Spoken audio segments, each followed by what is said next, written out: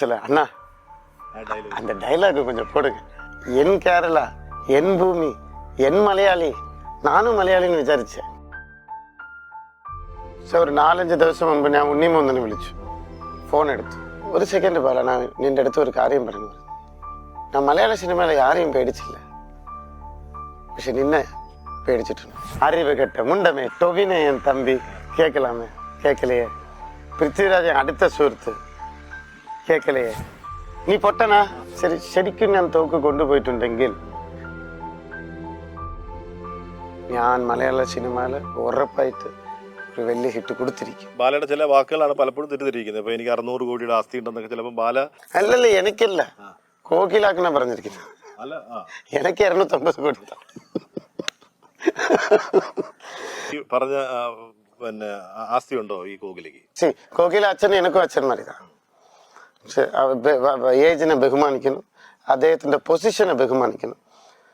ഒരു റിക്വസ്റ്റ് പറഞ്ഞാറ് എന്നെ ഒരു മകനായിട്ട് അവർ കാണുന്നത്. ആളുകൾ കരുതുന്ന പോലെ പിന്നെ എന്താണ് ദാരിദ്ര്യമുള്ള കുടുംബത്തിലുള്ള അംഗമല്ല അദ്ദേഹം. ഇല്ല, ദാരിദ്ര്യം പറഞ്ഞില്ലല്ലോ. 600 കോടി ആസ്തിനല്ല പറഞ്ഞിരിക്കും. പലരും അങ്ങനെയും പറയുന്നുണ്ട്. വേറൊരു ദാരിദ്ര്യം ബെറ്റർ ദാരിദ്ര്യം പോട്ടിருங்க நியூஸ்ல. என்னையும் ദാരിദ്ര്യം വച്ചിട്ട് പോട്ടിருங்க. അപ്പൊ പ്രശ്നം തീർന്നിരിക്കും. ഷഫീഖിന്റെ സന്തോഷം എന്ന് പറയുന്നത് ഒരു വിശേഷമുണ്ട്. അല്ല, ആ വിശേഷത്തിലേക്ക് വരുന്നുണ്ട്. എനിക്ക് ഭയങ്കര ഇഷ്ടപ്പെട്ടു. ഞാൻ അന്ന് ബാല വിളി സംസാരിക്കാൻ ആല വേഷം കുറച്ച് ചിലപ്പോൾ ഹ്യൂമറുള്ള ഒരു വേഷം.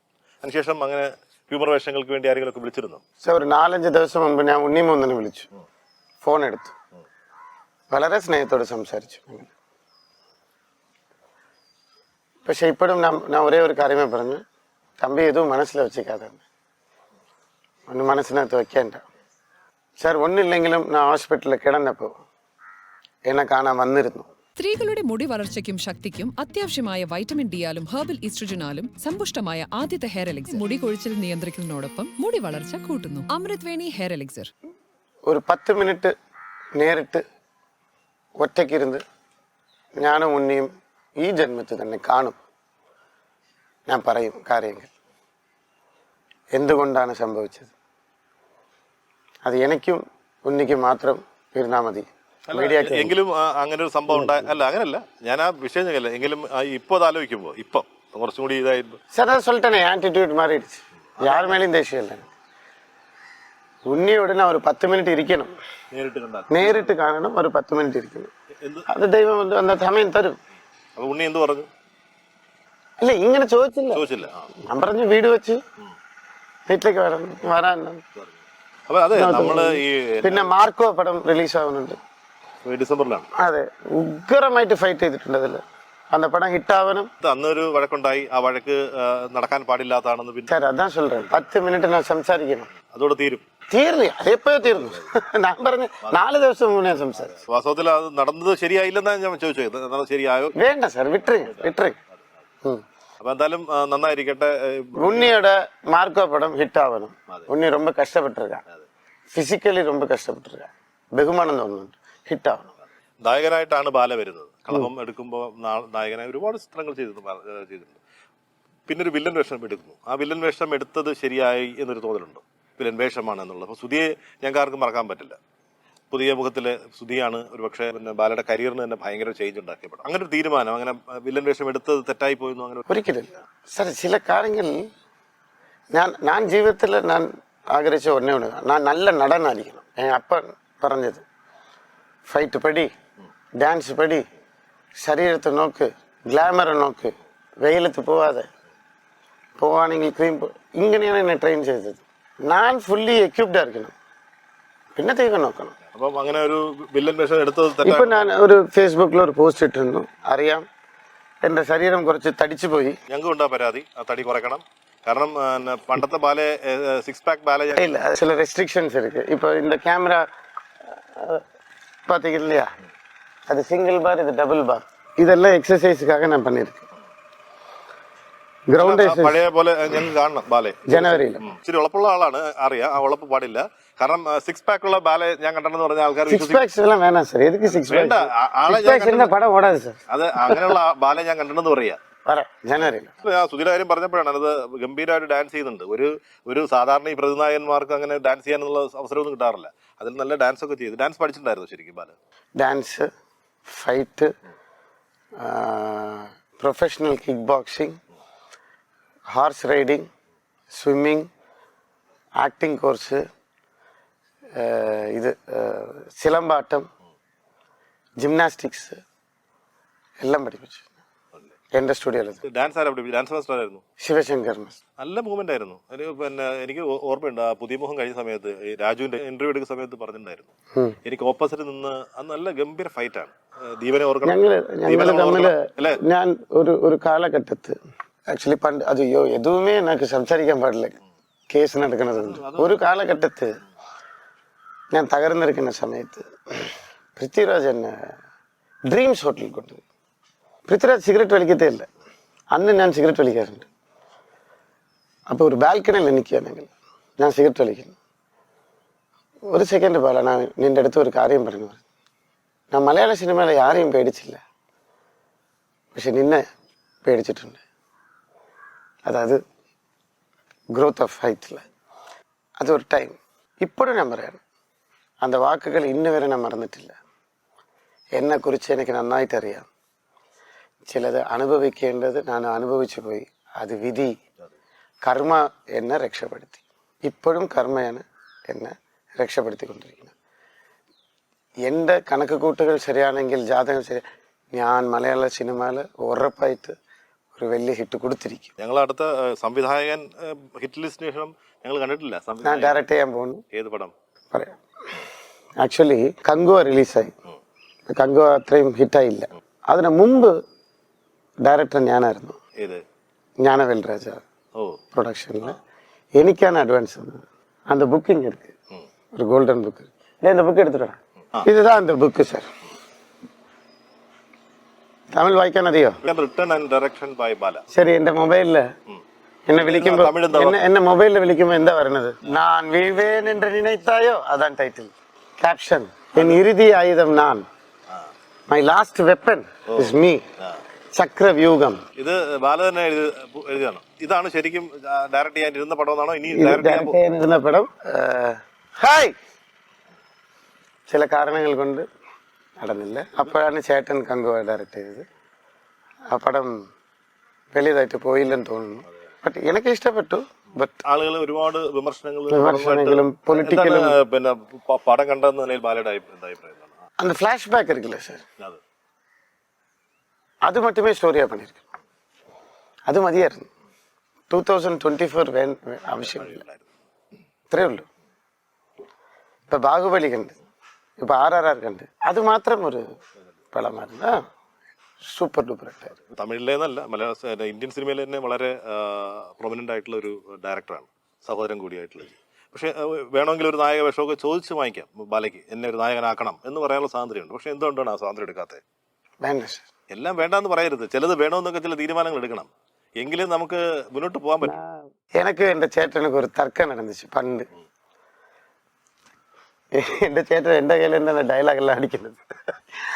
ഞാൻ சொன்னேன், എൻ്റെ ചേട്ടനെ ഞാൻ ഓഫീസിൽ, നീ എല്ലാവരെയും വിശ്വസിക്കുന്നുണ്ട്, നീ പൊട്ടൻ ഇങ്ങനെ പറയുന്നു.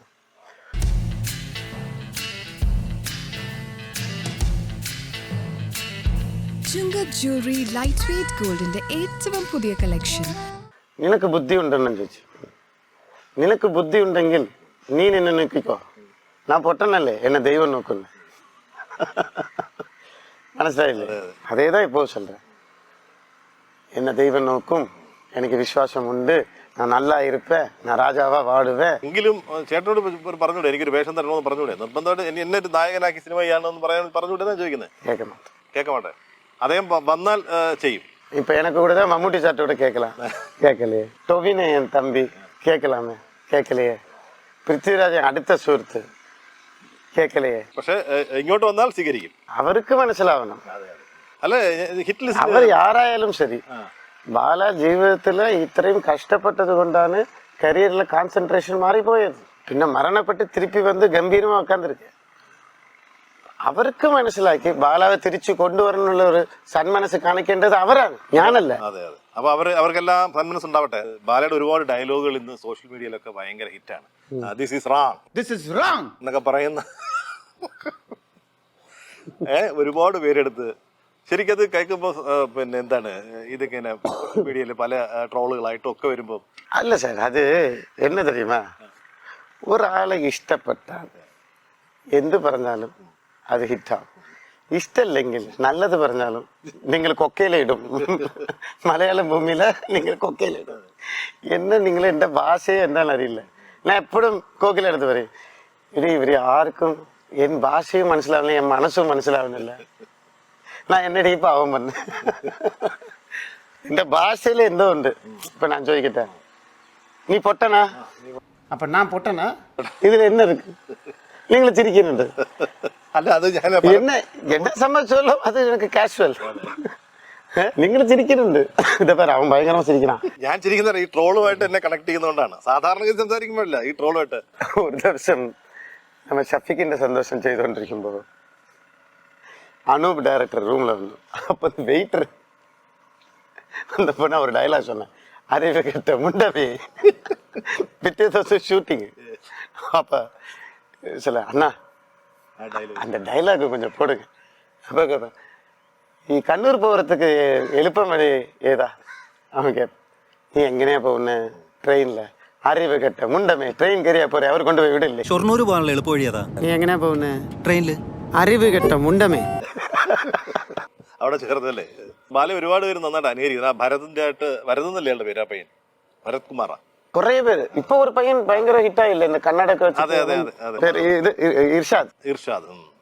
അവൻ ഭയങ്കര സൂപ്പർ സ്റ്റാർ ആയിട്ടാണ്. ബാലയെ അനുകരിച്ച് സൂപ്പർ സ്റ്റാർ ആയി. അവൻ ഒരു ദിവസം ഞായറാഴ്ച വീട്ടിലെ എല്ലാവരും வருவாங்க சார். யாருக்கு வேணுங்களே என் வீட்டில் வந்தால் பக்ஷணம் எல்லாருக்கும் பிரியாணி தான் போடுறது. பிரியாணி, சிக்கனு யாருக்கும் കഴിക്കാം. അതിൽ എനിക്കൊരു സന്തോഷം. അവൻ டிவியில் அவன் പറഞ്ഞതാണ്, எனக்கு வச்சிருந்த பிரியாணி சாப்பிட்டா. அப்படியே பார்த்தேன், அட பாவி, எந்த பிரியாணி போயில் சரி കഴിച്ചോ. പിന്നെ അവനെ ഞാൻ പറഞ്ഞു കൊടുത്ത് இந்த ലാസ്റ്റ് അമൃത ചാനലിൽ അവൻ ചെയ്തത് ഭയങ്കര ഹിറ്റായി. അതിനൊക്കെയാണ് മറ്റേ പിന്നെ ടീനിയുടെ ടിനി ഡയലോഗ്. സന്തോഷ് വർക്കി എപ്പോഴും വിളിക്കുന്ന. പണ്ട് വെടിവെക്കാൻ പോയ കഥകളൊക്കെയാണ് അയാൾ പറയണത്. ഇല്ല, ഇപ്പൊ എന്താണെന്നറിയോ, മാറിയല്ല. ശരിക്കും അന്ന് തോക്ക് ആയിട്ട് വെടിവെക്കാൻ പോയതാണോ? ശരിക്കും ഞാൻ തോക്ക് കൊണ്ടുപോയിട്ടുണ്ടെങ്കിൽ ഇപ്പൊ നിങ്ങളെ ഇന്റർവ്യൂല് ചോദിച്ചാൽ ഞാൻ കൊണ്ടുപോയിന്ന് പറയുവോ? എന്ത് ചോദ്യം? ഈ തോക്കൊക്കെ വെറുതെ ഇട്ട് നടക്കാൻ എനിക്ക് ഇത് തോന്നുന്നു, അതുകൊണ്ടാണ് ചോദിക്കുന്നത്. ഇല്ല, കണ്ടോ? തോക്ക് കണ്ടോ? അല്ല, നിങ്ങൾ കണ്ട? അവര് പറയുന്നതാണ് ഞാൻ പറഞ്ഞത്. ഇല്ല, നിങ്ങൾ കണ്ട? ഇല്ലല്ലോ, ഇപ്പൊ ഇല്ല. ബാല ശരിക്കും അവിടെയൊക്കെ ഭയങ്കര ദുരൂഹമായ കഥാപാത്രമാണ്. തോക്ക് കൊണ്ടുപോയി ഞങ്ങൾക്ക് വിശ്വസിക്കാൻ പറ്റുന്നില്ല. എനിക്കറിയാവുന്ന ബാല പോയത് വേറെ റീസൺസ്. ശരിക്കും பெண்களை அப்படி பேசக்கூடாது. அதுதான் எனக்கு விஷயம். நான் உங்களுக்காக ஃபைட் பண்ணேன். என் கேரளா, என் பூமி, என் மலையாளி, நானும் മലയാളിന്ന് വിചാരിച്ചேன். അത് ഒരു ദിവസത്തിൽ എന്നെ അന്യനാക്കിയിട്ടില്ല. അതിൻ്റെയൊക്കെ വിഷമമുണ്ടല്ലോ നന്നായിട്ട്. ഭയങ്കര വിഷമം. എല്ലാം മാറും, കാലം തെളിയിക്കും. കാരണം പക്ഷെ ഞാൻ ഇപ്പൊ വൈക്കം വന്നു, എത്ര സ്നേഹം. ഇപ്പൊ നിങ്ങൾ കാണുന്നപ്പോഴേ ഒരാളിങ്ങ പോണ എന്നാ ചേട്ടാ എന്ന് കേട്ട്, കക്ക அப்படின்னு போய் 1 மணி நேரம் குக் பண்ணி சார் கக்கா இறைச்சின்னு கொடுத்து, എന്താ ചേട്ടാന്ന് தான் ചോദിച്ചேன். அவர் வீட்டுக்கு போய் குக்கிங்லாம் பண்ணி കൊണ്ടുവന്നു. செவ்வாழைட்டு தேங்காய் போட்டு எல்லாம் குக் பண்ணி கொண்டு வந்து. ഇവിടുന്ന് ഇടയ്ക്കിടയ്ക്ക് ചേട്ടാ വിളിച്ചാൽ കരിമീനെ കൊണ്ട്. ഇല്ല, ഇവിടെ കരിമീൻ പിടിക്കല. ഹിറ്റ് ലിസ്റ്റിന്റെ കാര്യം പറഞ്ഞു. ഹിറ്റ് ലിസ്റ്റിൽ പൃഥ്വിരാജാണോ അഭിനയിക്കായിരുന്നത്? ആണല്ലേ? അത് സമീപിച്ചിരുന്നു. ഇല്ല, പൃഥ്വിരാജ് വയ്യാണ്ടായി പോയി. ഹിന്ദി പടം ചെയ്യായിരുന്നു. പുള്ളിക്ക് ചിക്കൻ പോക്സ് വന്നു. അവനെ സമ്മതിച്ചു വരാന് പറഞ്ഞു. പിന്നെ സുപ്രിയ എന്നെ എടുത്ത് പറഞ്ഞു വയ്യാതിരിക്കാൻ. அந்த டைம்ல அவன் கொஞ்சம் கஷ்டப்பட்டான். അവിടെ இருந்து ബോംബെയിல இருந்தா ഡൽഹിയിல இருந்தா എനിക്കറിയില്ല. വരാൻ പറ്റിയിട്ടില്ല പുള്ളിക്ക്. ഫ്ലൈറ്റിൽ കയറാൻ പാടില്ല. രാജു സംവിധാനം ചെയ്ത ലൂസിഫറിലേക്ക് ബാലയെ വിളിക്കുകയും ചെയ്തു. ராஜு சொன்ன லாலேட்டன்ட்டு இந்த கேரக்டர் பாலா பண்ணிட்டு ஏன் அப்படின்னு சார் இந்த லோகத்திலேயே பாலா கூட ஃபைட் பண்ணுறது தான் சுகமாக இருக்கும். അവൻ ലഡ്ഡു പോലെ നമ്മളെ നോക്കും. അല്ല ഞാൻ പറഞ്ഞില്ല അന്ന് ഇന്റർവ്യൂവിൽ പിന്നെ രാജു പറഞ്ഞാണ് നല്ല ടൈമിംഗ് ആണ് അന്ന്. ടൈമിംഗ് നല്ല ടൈമിംഗ് ഉള്ള ആർട്ടിസ്റ്റ് ആണ്. അപ്പൊ എനിക്ക് ഓപ്പോസിറ്റ് നിൽക്കുന്ന ആള് അത്രയും നന്നായിട്ട് ഫൈറ്റ് ചെയ്യുന്നത് കൊണ്ടാണ് ആ ഫൈറ്റ് അത്രയും ഗംഭീരമാണെന്നുള്ള ആ ഇന്റർവ്യൂവിൽ ഒന്ന് പറഞ്ഞിരുന്നു. ഞാൻ പറഞ്ഞ இப்போ இங்க பக்கத்துல ஒரு கிரவுண்ட் இருக்கு சார், தொட்டடுத்து ஒரு சொர்க்க பூமி இருக்கு இங்க. அது எனக்குமே ஒரு கிரவுண்டு. அங்க கலரி ப்ராக்டிஸ் பண்ண போறோம், சிலம்பு திருப்பி ப்ராக்டிஸ் பண்ண ஸ்டார்ட் பண்றோம். എംബ്രാനിലേക്ക് വിളിച്ചിട്ടുണ്ടോ? ഇല്ല இல்ல இல்ல இல்ல விழிச்சிட்டு ലൂസിഫറിൽ என்ன யாரும் விழிச்சிட்டு ஒரு உத்தரம். അതെ അല്ല വിളിക്ക് ഇപ്പം പിന്നെ சரி எனக்கு ஆഗ്രഹம் இருக்கு. இப்போ டொவினோனாலாம் ரொம்ப க்ளோஸ், ஆசிஃப் அலி எனக்கு ரொம்ப க்ளோஸ். சில காரியங்கள் நான் ചോദിக்க മാட்டேன், അവർ തീരുമാനിക്കണം. പിന്നെ ബാലക്ക് ഓപ്പറേഷനായി ലിവർ ട്രാൻസ്പ്ലാന്റ് ആയി ഇനി വിളിക്കണോ പ്രശ്നങ്ങളായി അങ്ങനെ തീരുമാനിക്കുന്നവരുണ്ട്. ഞാൻ പറഞ്ഞതുപോലെ മലയാള സിനിമയിൽ എനിക്ക് എല്ലാവരുടെയും ബന്ധമുണ്ട്. ലാലേട്ടൻ, മമ്മൂക്ക, സുരേഷ് ഗോപി, ജയറാമേട്ടന്, ഇന്ദ്രജിത്ത്, പൃഥ്വിരാജ്, ടൊവിനോ, എല്ലാവരും കൂടെ ആസിഫ് അലി, എല്ലാവരും കൂടെ ഞാൻ അഭിനയിച്ചതാ. സംടൈംസ് മേ ബി ബാല നിറയെ പ്രശ്നങ്ങളുണ്ടെന്ന് ചിന്തിക്കാമായിരിക്കും. ഇല്ല ലിവർ ട്രാൻസ്പ്ലാന്റ് ആയി ഇനി അഭിനയിക്കാം, ചില ചിന്തകൾ വരാതിരിക്കും. അതുകൊണ്ടായിരിക്കും ചിലപ്പോൾ വരാറ്.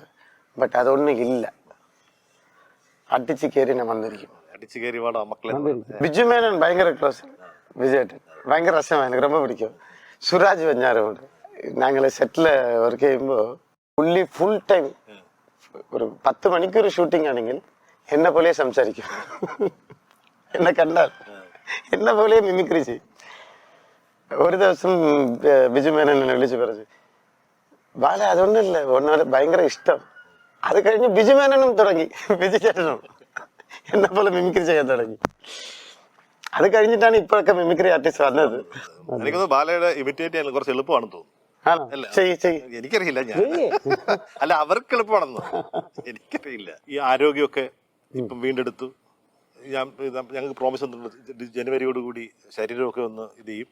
അങ്ങനെ വരുമ്പോഴത്തേക്ക് നേരത്തെ പറഞ്ഞ പോലെ ഈ ഒപ്പം ഉണ്ടായിരുന്ന ആളുകളെല്ലാം ബാലയെ തീർച്ചയായിട്ടും വിളിക്കും, അവർക്ക് നല്ല വേഷങ്ങൾ തരും എന്ന് തന്നെയാണ് ഞാൻ ഇപ്പോഴും വിശ്വസിക്കുന്ന ഒരു കാര്യം.